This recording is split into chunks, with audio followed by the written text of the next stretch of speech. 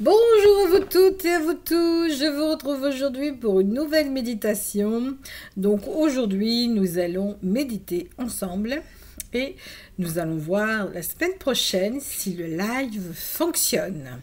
Donc demain je répondrai aux questions gratuites normalement. Et je regarderai si ça bug pas, si ça fonctionne, si je peux aller sur YouTube et faire les questions gratuites directement sur YouTube. J'espère que vous allez bien. Ici, il fait plein soleil. Comme vous avez vu, le coiffeur, c'est moi qui ai dû faire le coiffeur. Donc voilà, donc j'espère que vous allez bien. Nous allons nous installer sur une chaise ou nous allonger pour la petite méditation. Alors, on va reprendre sa respiration une fois que vous êtes arrivé, une fois que vous êtes là, que vous êtes bien présent. Je vais mettre les cheveux en arrière parce qu'il fait chaud ici. Il fait très chaud dehors. Ça promet pour cet été. Alors, je vous laisse arriver doucement, tranquillement. Et là, on va respirer une première fois avec la terre, Gaïa. Et on va travailler sur les peurs, cette fois-ci encore plus que d'habitude. Je n'ai pas peur. Et je dis cette phrase en respirant calmement. Je n'ai pas peur. Et mes racines s'enfoncent dans Gaïa. Je n'ai pas peur. Et mes racines s'enfoncent doucement dans Gaïa.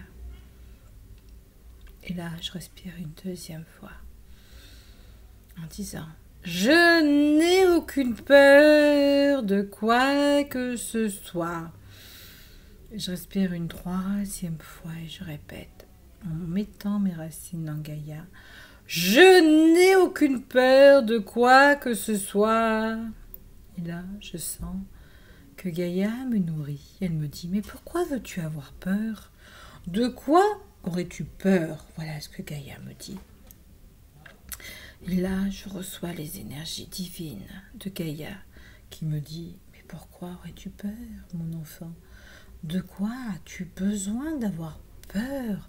La peur est une énergie qui va baisser ta vibration. » Et Gaïa m'explique justement que je dois m'unir aux êtres de lumière, à Dieu, à la source, aux êtres galactiques.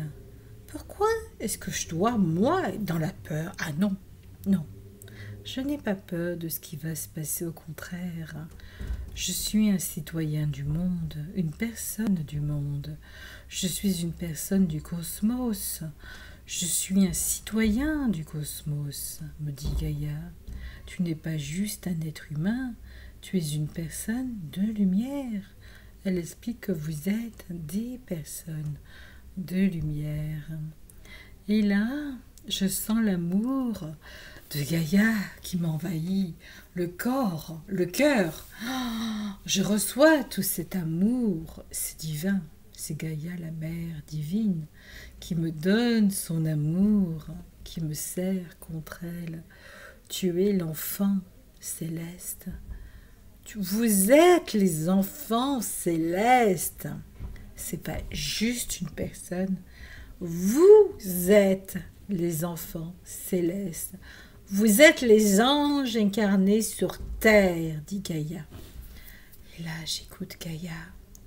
Gaïa, je te remercie du fond du cœur, lui dis-je. Et vous aussi, vous lui dites.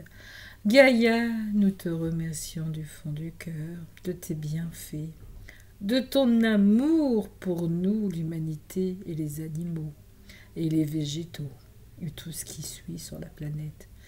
Nous te remercions de tout ce que tu fais pour nous.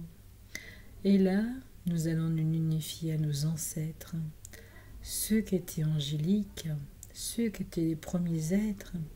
Ils étaient simplés, mais ils étaient angéliques.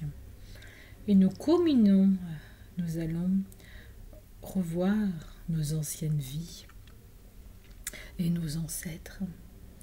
Là, nous avons comme si pendant un moment nous pouvions visionner, visualiser ce que nous avons été dans le passé, nous dit Gaïa. Regarde qui tu étais dans le passé. Regarde l'ange que tu as été, l'être de lumière que tu fus. Et là, nous voyons un être lumineux descendu sur terre par amour pour les autres, par amour pour sa famille, pour donner l'espoir, la foi, faire changer cette famille. Votre naissance n'est jamais due au hasard.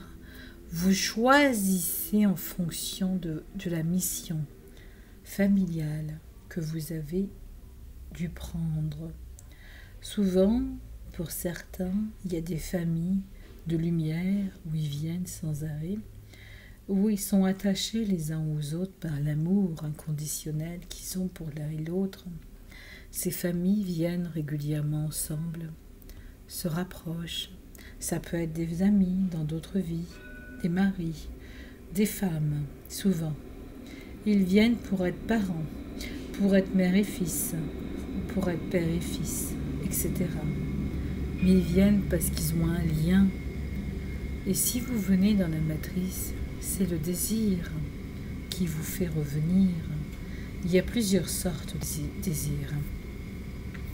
Le premier, c'est le désir sexuel qui vous fait revenir. Le deuxième, c'est le désir par amour de revoir telle et telle personne.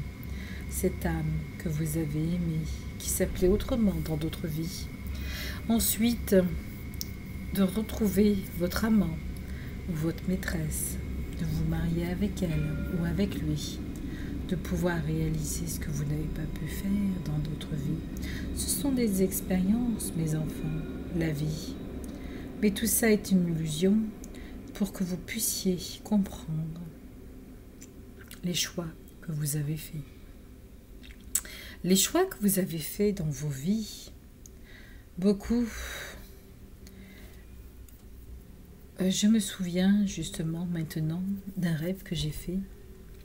Je m'en souvenais plus pendant un petit moment, là, je vais vous le raconter. Ça m'a fait très très drôle ce matin. Et j'ai besoin de le raconter car c'était très très drôle. C'est par rapport à une de mes autres vies en ce moment. Avec le nettoyage qui se passe, je suis en train de nettoyer des choses. Et ce matin, j'ai rêvé que j'étais dans un centre commercial où tout était fermé, où tout était comme un puzzle, un labyrinthe, pas un puzzle, un labyrinthe. Et on se perdait, j'étais avec deux autres personnes, deux jeunes femmes, et on se perdait de vue, on était jeunes, on avait une vingtaine d'années dans mon rêve, et on se perdait, et subitement, je retrouve ces personnes, et vous savez ce qui se passe, on se retrouve allongé à la bataille de Culloden. À la bataille, c'était une bataille entre les Anglais et les Écossais. Voilà mon rêve qui était vraiment, et en tant que femme, alors qu'on était certainement des hommes. Donc ça m'a fait très très très bizarre. Donc vous pouvez avoir ce genre de rêve également, vous rêvez que vous êtes dans un magasin, mais ça peut être lié à vos vies antérieures aussi. Souvent, des fois, on fait un rêve qui est bizarre, mais qui va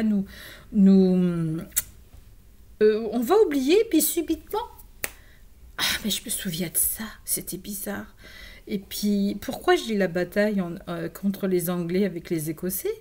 Parce que il y avait une voix qui me disait, tu es là, tu es mort, et non morte, pendant une bataille avec deux personnes que tu connais très bien, deux amies.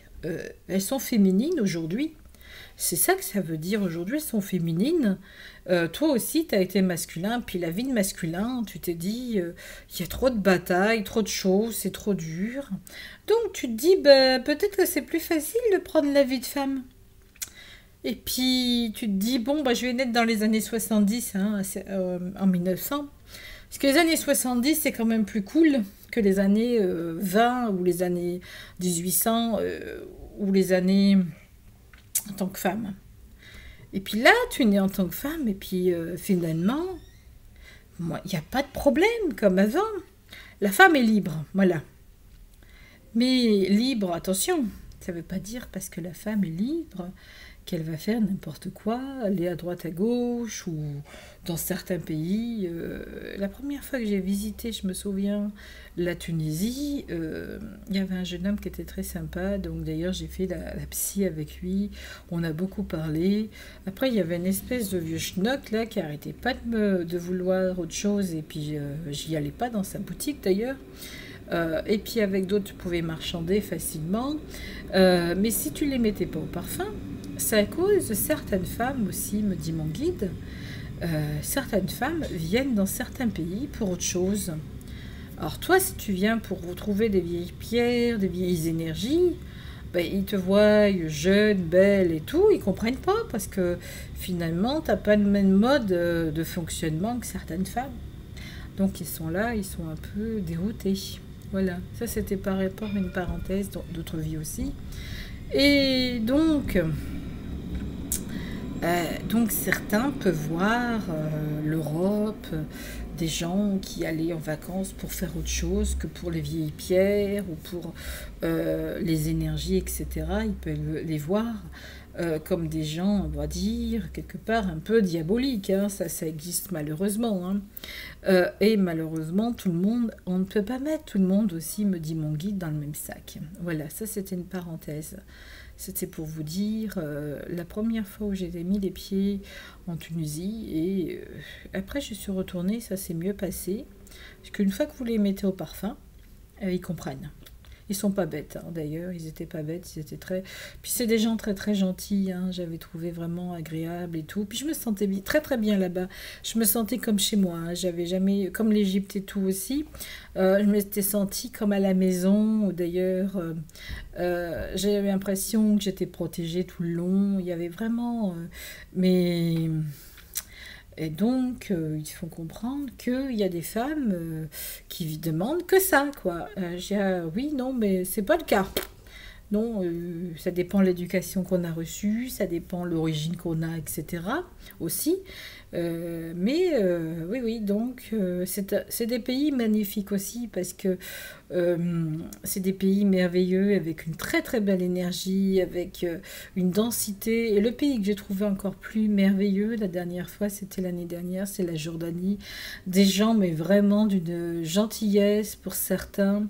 Et puis une énergie surtout, c'est surtout ça, l'énergie. Et puis le fait d'avoir pu croiser Jésus en personne. On a croisé le Christ en personne, il était en habit de chair. Et là, ça nous a... On n'a pas fait attention sur le coup. D'ailleurs, je l'avais filmé sans faire exprès. Je filmais au lieu de prendre des photos. Le lieu était tellement chargé d'énergie, c'était tellement magnifique. D'ailleurs, j'en rêverais d'y retourner dans ce lieu. Bien entendu, ça sera différent parce qu'il y aura toujours autre chose, me dit le père. Quand on vit une expérience est souvent différente. Et là, le fait d'avoir croisé, il nous a fait quelque part un clin d'œil. Il faut bien penser qu'il nous a fait un clin d'œil. On s'est reconnu. Il y avait un autre prophète, je ne sais plus qui il était, qui m'a fait également un clin d'œil, qui m'a bien fait comprendre qu'il savait qui on était, mais très lumineux aussi. Et donc, pour en revenir à Gaïa, à l'amour, à notre incarnation, nous choisissons nos familles. Pourquoi nos familles? Parce que nous avons une mission. Beaucoup me disent, pourquoi nous choisissons? Parce que nous avons une mission à faire avec eux. Nous avons une mission ou alors des désirs. Nous avons des familles où nous sommes sans arrêt liés les uns aux autres par amour. Si votre père a été votre amant ou votre mari dans votre vie, vous avez envie de le retrouver, même que ce soit votre père dans cette vie, vous êtes tellement content parce que vous l'aimez de le retrouver, que vous allez passer outre le fait que ça a été l'amant ou le mari. Le mari que vous aimiez, attention, pas le mari qui vous battait, etc. Après, ça arrive aussi malheureusement que ce soit le mari, le père vous bat parce que c'était le mari qui vous battait aussi, etc. Donc ça, c'est plus dur à vivre aussi, vous me direz. Mais si c'est le mari ou le père qui vous bat, si vous retrouvez dans le père un père qui vous bat, c'est vous qui avez battu votre mari dans une autre vie et non lui. Donc, lui, vous redonne l'expérience que vous lui avez fait vivre parce que vous étiez un homme. Et à ce moment-là, lui est un homme, si vous me suivez bien. Et lui vous rebat parce qu'il va vous dire, voilà ce que ça fait d'être battu. Après, c'est pas forcément obligé que ce soit un homme qui vous fasse du mal,